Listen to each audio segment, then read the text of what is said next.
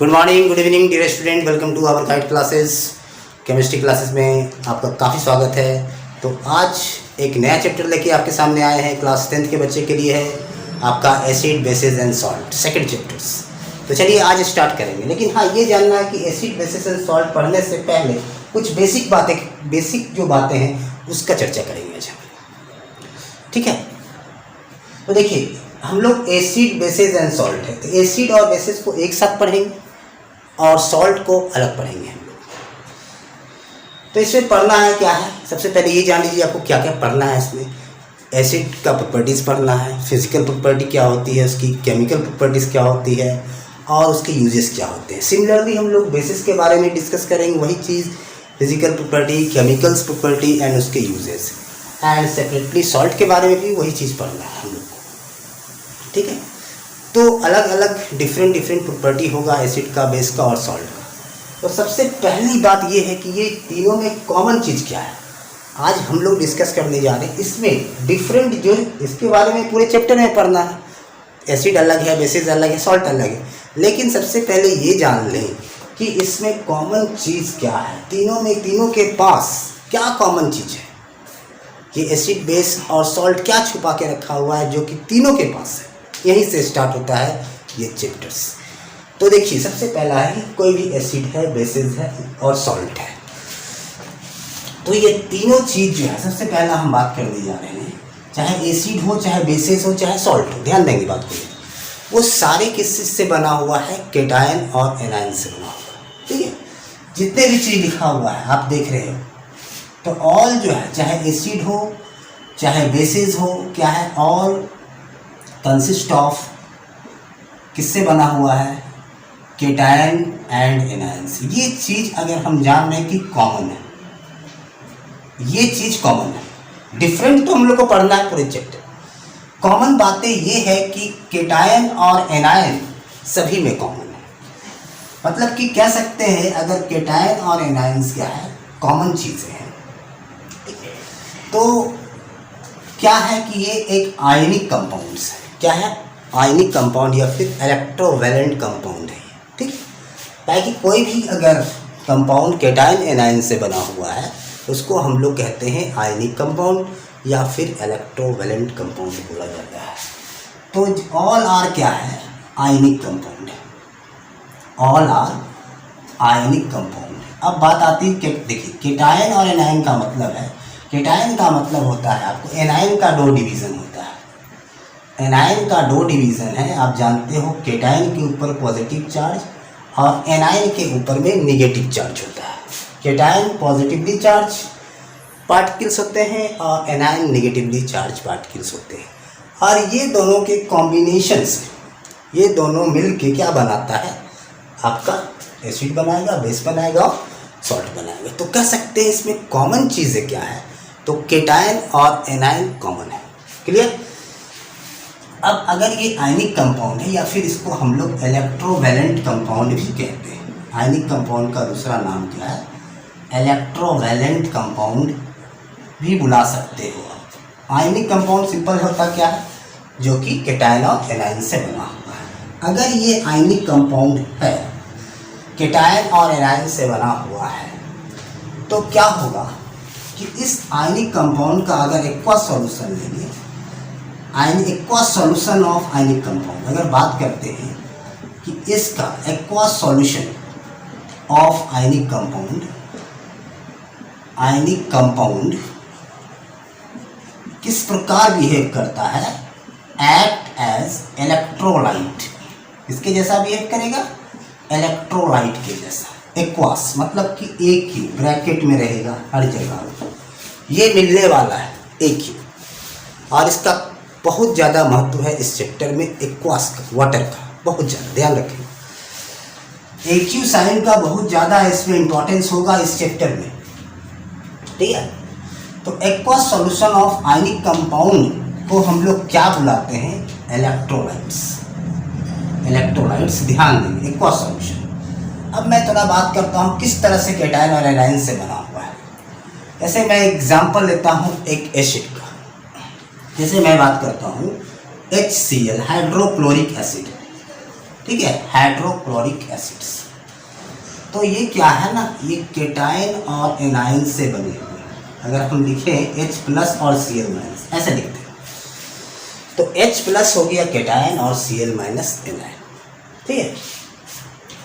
इसी तरह से मैं लिखता हूँ H2SO4 सल्फ्रिक एसिड, ध्यान देंगे, तो ये भी बना हुआ है केटायन और एनायन से बना हुआ है। अभी आप इसको आपको सिखाएंगे किस तरह से इलेक्ट्रोलाइट्स को तोड़ना है, आयनिक कंपाउंड को तोड़ना है, वो बात की बात है। और मैं एक एसिड लेता हूँ, एक ऑर्गेनिक एसिड भी लेके चलता हूँ। चलिए, तीनों एसिड है, तो यहाँ पे क्या होगा, यहाँ भी बनेंगे केटायन और एनायन, मतलब यहाँ पे एनायन और ये केटायन, ठीक है। तो यहाँ पे देखिए, जब इसका एक और सॉल्यूशन लिए तो H प्लस और Cl माइनस, इसका लिए तो H प्लस और सल्फेट आयन, और यहाँ पे एसिटेट आयन और H प्लस आयन, सब के बारे में हम लोग डिस्कस करेंगे, कौन किस इसको क्या बुलाते हैं, ठीक है। एसिटेट आयन है।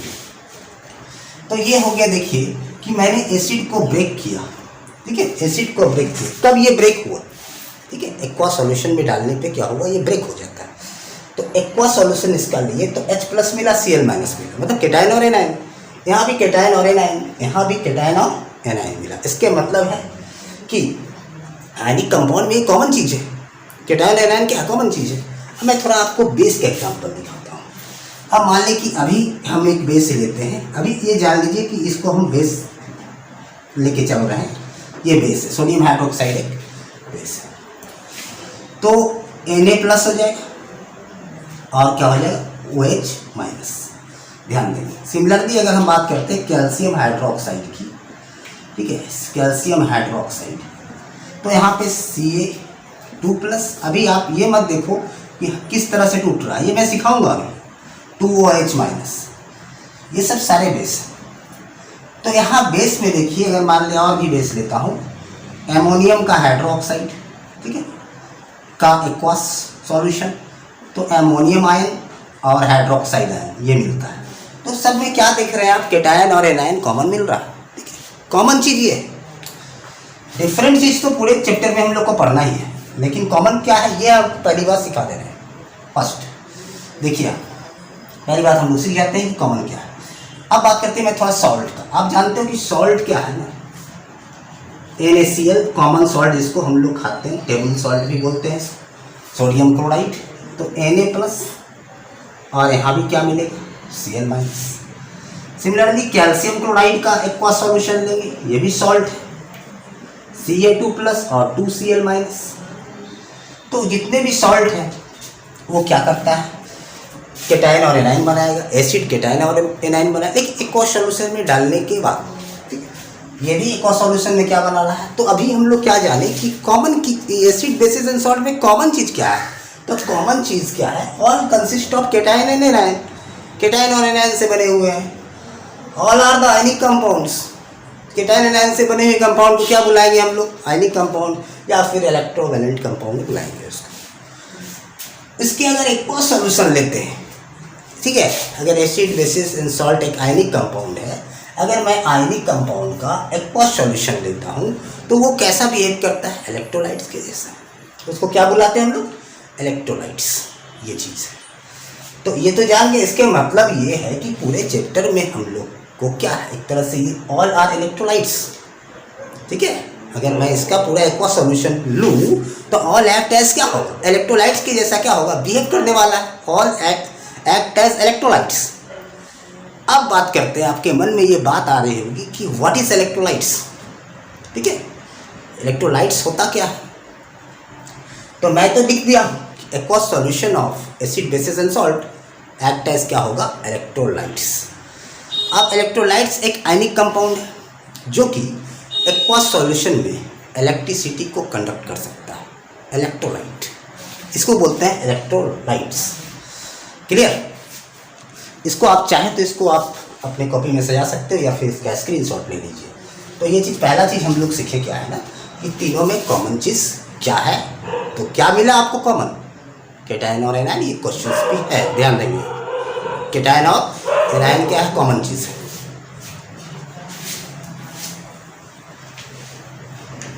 अब मैं बात करने जा रहा हूँ, ध्यान दीजिएगा आप इस पे, क्या है कि इलेक्ट्रोलाइट्स। अभी बात कर रहा था इलेक्ट्रोलाइट्स का। इलेक्ट्रोलाइट्स किस तरह से इलेक्ट्रोलाइट्स क्या होगा, डिकम्पोज होगा। हम किस फैशन में इलेक्ट्रोलाइट्स को तोड़ सकते हैं, मतलब ये है कि किस फैशन में वाटर में जाने के बाद ये इलेक्ट्रोलाइट टूटा करता है। ये बहुत ही इम्पोर्टेंट है। इसलिए पूरे चैप्टर्स में आप जब भी कंसेप्ट पढ़िएगा एसिड और बेसिस का, तो वहाँ पे ऐसे कंसेप्ट आएंगे कि आपको पार्टिकुलर एसिड को, पार्टिकुलर बेसिस को, ठीक है, क्या होगा कि अगर उसको एक्वा सॉल्यूशन में डालना ही पड़ेगा और बहुत सारे रिएक्शन मिलने वाले हैं जो वाटर के साथ दिखेगा, ठीक है। तो एक्चुअली क्या है कि जो भी प्रॉपर्टी एसिड बेसिस का होता है तो वो क्या है ना, एक्वा सॉल्यूशन में शो करता है। तो यहाँ पे हम लोग जानेंगे इलेक्ट्रोलाइट्स क्या है। इलेक्ट्रोलाइट्स अभी मैंने बताया, it is an ionic compound. क्या है? It is an ionic compound. ये एक आयनिक कंपाउंड है। इसके मतलब आप क्लियर समझ जाओ कि हमको इलेक्ट्रोलाइट्स की स्टडी हो रही है। इसमें acid bases and salt all are the electrolytes. It is an ionic compound which can conduct electricity, which can conduct, ये क्या कर सकता है, which can conduct electricity in aqua solution. In aqua solution, aqua solution में electricity को क्या कर सकता है, कंडक्ट कर सकता है। देखिए चैप्टर पहले शुरू करने से पहले ये पहला चीज़ है, ये जानना चाहिए कि हम किस चीज़ का स्टडी करने वाले हैं पूरे चैप्टर में। तो ये चीज़ है, इसी का स्टडी हम लोग करने वाले हैं, इलेक्ट्रोलाइट्स का। चाहे वो इलेक्ट्रोलाइट्स, अभी डिवीज़न टाइप बताएंगे आपको, इलेक्ट्रोलाइट्स के डिवीज़न होते हैं, स्ट्रॉन्ग इलेक्ट्रोलाइट्स, वीक इलेक्ट्रोलाइट्स। तो उसी इस प्रकार आएगा चैप्टर में आपका क्या, strong acid, weak acid, strong base, weak base, strong salt, salt के डिवीज़न आएंगे आपके पास, वीक सॉल्ट। तो यहाँ पे क्या है कि ये चीज़ हमको जानना काफ़ी ज़रूरी हो जाता है इलेक्ट्रोलाइट्स के विषय में। तो it is an ionic compound which can conduct electricity, electricity conduct कर सकता है इन एक्वा सॉल्यूशन। अब बात आती है एक्वा सॉल्यूशन में इलेक्ट्रिसिटी क्यों कंडक्ट करता है। कारण ये है कि इलेक्ट्रिसिटी के लिए क्या चाहिए, कंडक्ट करने के लिए फ्री चाहिए, चार्ज फ्री चाहिए, चार्ज का मूवमेंट चाहिए।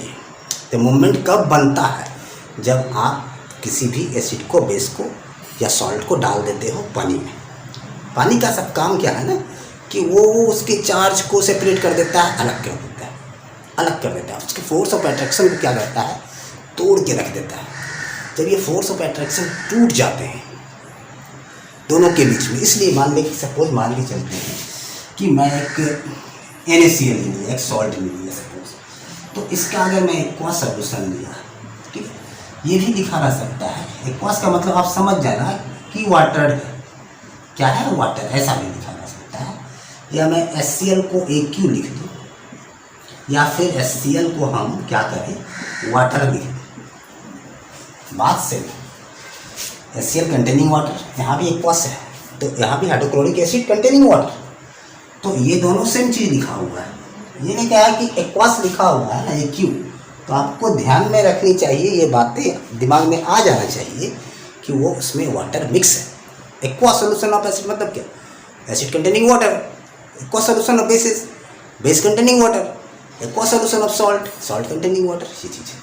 तो वाटर क्या करता है, इसके जो फोर्स ऑफ अट्रैक्शन होते हैं, आप जानते हैं कि कोई भी दो चार्ज है, पॉजिटिव और नेगेटिव चार्ज है, तो इसके बीच में क्या है कि फोर्स ऑफ अट्रैक्शन ऑपरेट करता है, ठीक है। फोर्स ऑफ अट्रैक्शन, एक फोर्स होता है इलेक्ट्रोस्टैटिक फोर्स।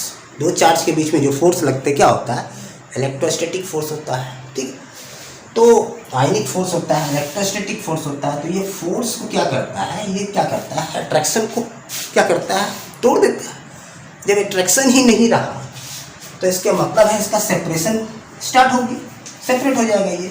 अब ये सेपरेट हो चुका है तो इसके चार्ज क्या हुआ, NaCl में जो चार्ज था अंदर में छिपा हुआ चार्ज, वो क्या हुआ, अलग अलग हो चुका।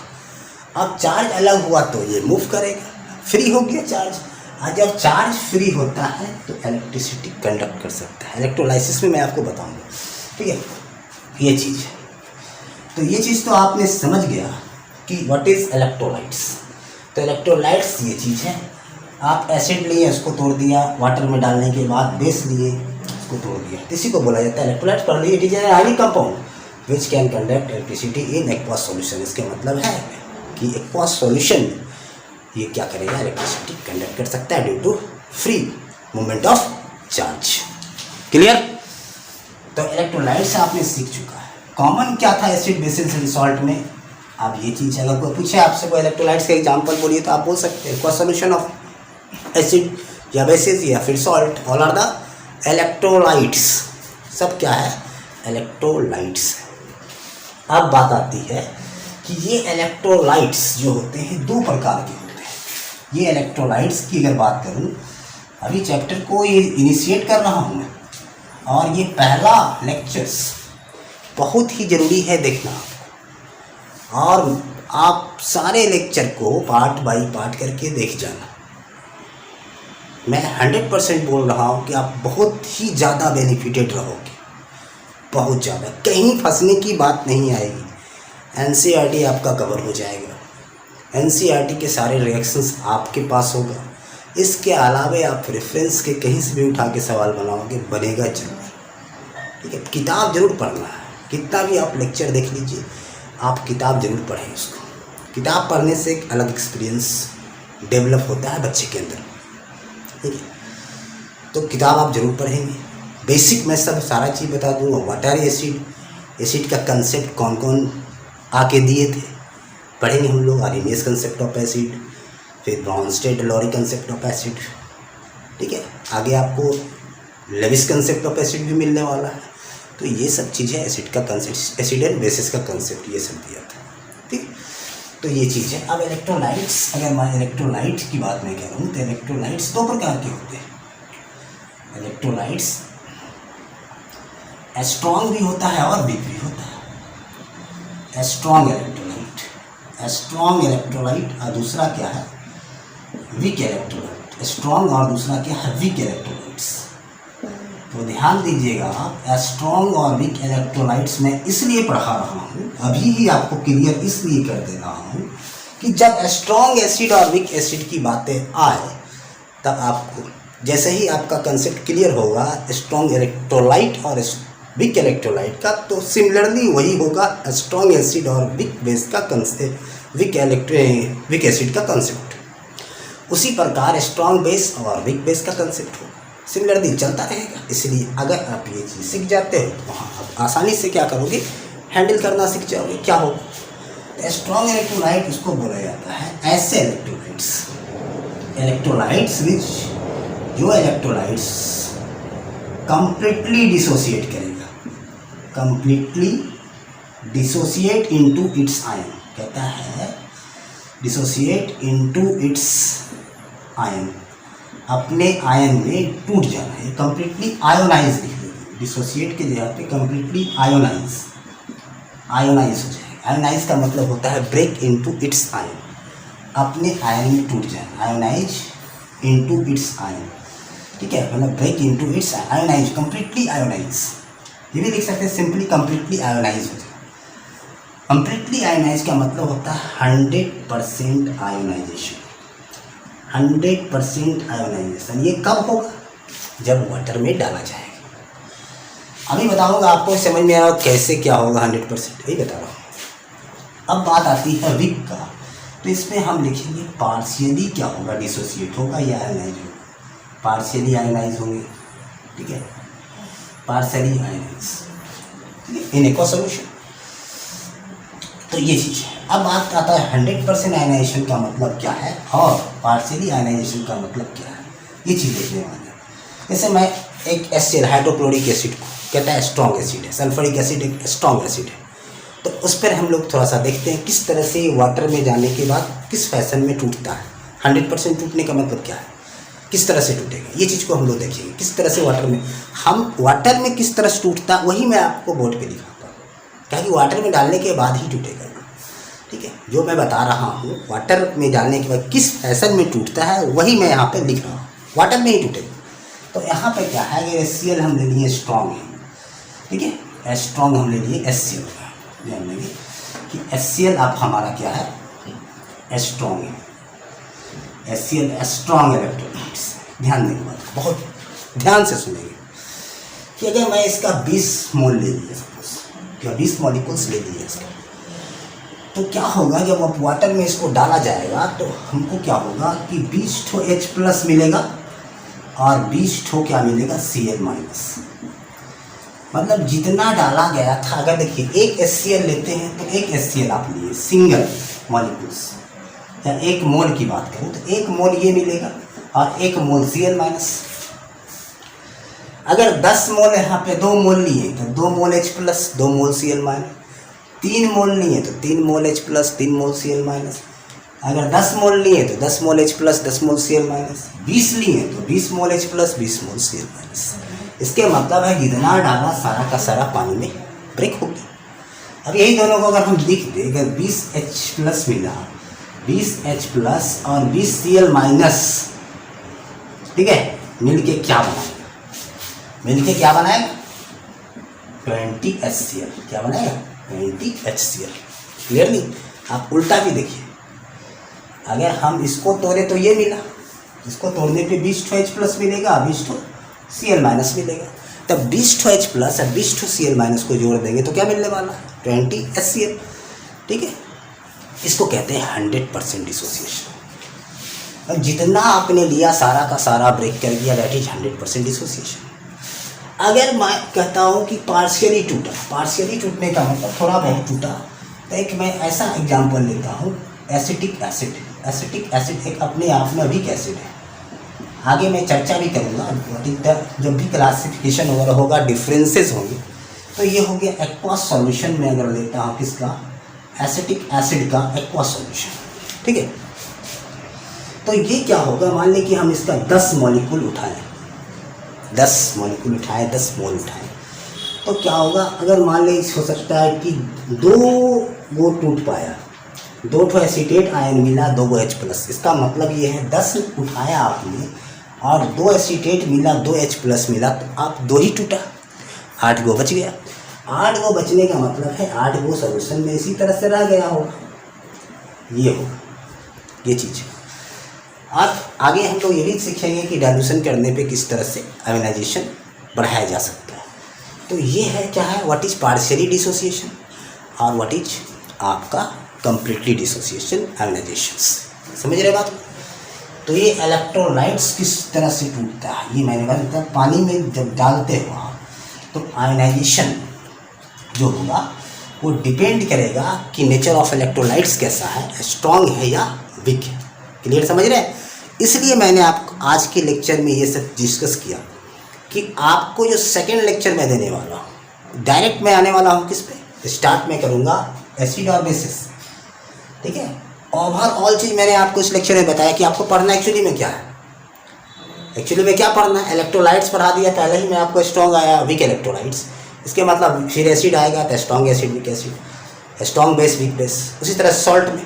तो इस तरह से अगर इतना चीज़ आपको आपके पास है तो आपको टैकल करना ये चैप्टर बड़ा ही आसान होगा। ठीक है, सारी चीज़ को मैं सिखाऊंगा, आप रिएक्शन मत रटना, मैं रिएक्शन का सारा फॉर्मेट बताऊंगा कि एसिड मेटल के साथ रिएक्ट करके क्या बनाएगा। कुछ एक्सेप्शनल एसिड आएगा उसके बारे में बताऊंगा कि ये एसिड जो एक्सेप्शनल है उसको कुछ हम लोग अलग से पढ़ेंगे। क्या है कि जितने भी सवाल आजकल आया करते हैं एक्सेप्शन से ज़्यादा उठाया करता है सवाल, तो जो एक्सेप्शन है उसको हम लोग अपने नोटबुक में कहीं पे उसको क्या बोलते हैं स्टार मार्किंग करके, या फिर आप उसको घेरा करके रख सकते हो। क्या है कि जब एग्ज़ाम देने जाएंगे तो डायरेक्ट उस पर फोकस करके निकल जाएंगे। तो ये चीज़ ध्यान रखें। इसके मतलब है कि आज हमने आपको क्या बताया, ज़्यादा आपका समय वेस्ट नहीं करूँगा मैं, इसलिए कि आज का जो लेक्चर था एसिड बेसिस सॉल्ट का, एक कह सकते हैं उसको इनिशिएट करने से पहले ये चीज़ बताना बहुत ज़रूरी था। हालांकि ये जो बताया हूँ एसिड बेसिस सॉल्ट ही, ये सारी चीज़ आने वाला है, हर एक चीज़। एक्वा सॉल्यूशन क्या है ये बहुत इंपॉर्टेंट रखेगा इस चैप्टर में, AQ का साइन बहुत ज़्यादा एक्वा सॉल्यूशन। तो आज बताइए हम लोग क्या क्या पढ़ें। एसिड बेसिस एंड सॉल्ट में कॉमन चीज़ क्या है, केटायन और एनायन। फिर से मैं बोल रहा हूँ, केटायन और एनायन उसको बोलते हैं जो कि आयनिक कंपाउंड जो फॉर्म करता है केटायन और एनायन, मिलके क्या बनाता है, आयनिक कंपाउंड बनाता है, उसी को इलेक्ट्रोवैलेंट कंपाउंड बनाता है। अगर आयनिक कंपाउंड का हम एक और सॉल्यूशन लेते हैं तो इलेक्ट्रोलाइट की जैसा बिहेव करता है, उसके आयंस फ्री हो जाते हैं, आयंस मूव करने लगता है, ये सब चीज़ें। और इलेक्ट्रोलाइट्स क्या है, इलेक्ट्रोलाइट्स का डिवीजन ये बताया मैंने। तो आप इतना कवर करो, ठीक है। इसके बाद जो हम लोग नेक्स्ट लेक्चर लेके आएंगे, हम लोग करेंगे what is the concept of acid and bases according to Arrhenius, according to Bronsted and Lowry, finally Lewis. Lewis तो आप आगे पढ़ोगे, क्लास 11th में भी है, ये चीज़ को पढ़ना है। तो चलिए, आपने बहुत आप चैनल पे टाइम दिए, इसके लिए बहुत बहुत धन्यवाद। हम लोग नेक्स्ट वीडियो में मिलेंगे नए टॉपिक के साथ।